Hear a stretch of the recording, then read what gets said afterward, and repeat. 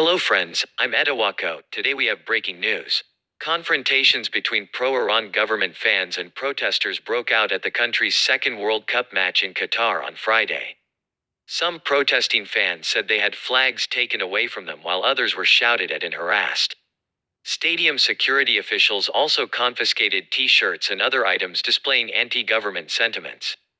Protests have been sweeping Iran since the death of 22-year-old Mahsa Amini in September. Ms. Amini was arrested in Tehran by the morality police for allegedly not covering her hair properly and died in police custody 3 days later.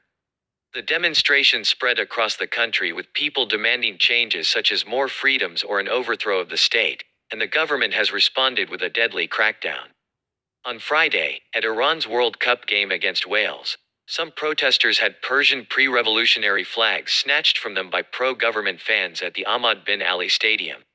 Insults were also reportedly hurled at some people wearing T-shirts emblazoned with the words "woman, life, freedom," a phrase that has become a rallying cry among protesters against Iran's authorities.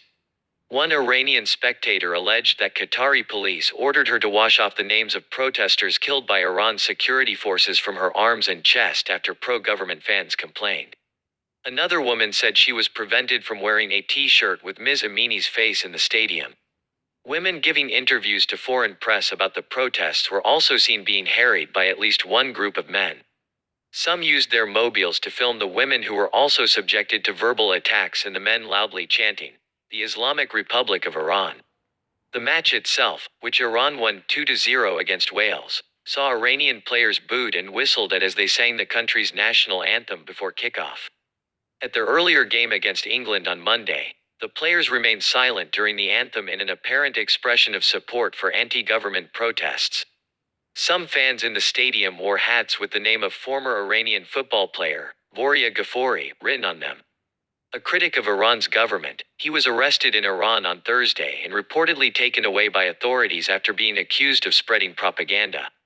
Capped 28 times for his country, Mr. Ghafouri was part of Iran's 2018 World Cup team, and his absence from the 2022 squad surprised many. The Iranian Kurdish player has been a high-profile voice defending Iranian Kurds within the country. Earlier this week, the UN Human Rights Council voted to set up a fact-finding mission to investigate the crackdown on the anti-government protests in Iran.